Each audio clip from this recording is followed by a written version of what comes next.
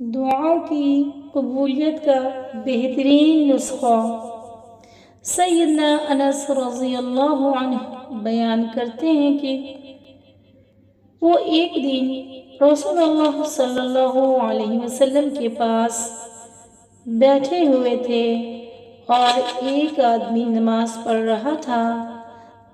نماز پڑھنے کے بعد اس نے ان الفاظ کے ساتھ دعا کی: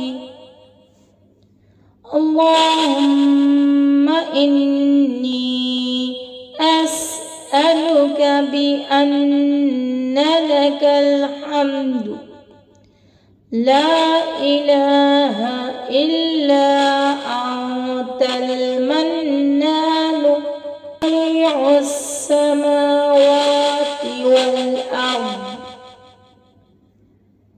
یا ذا الجلال والإکرام یا حی یا قیوم۔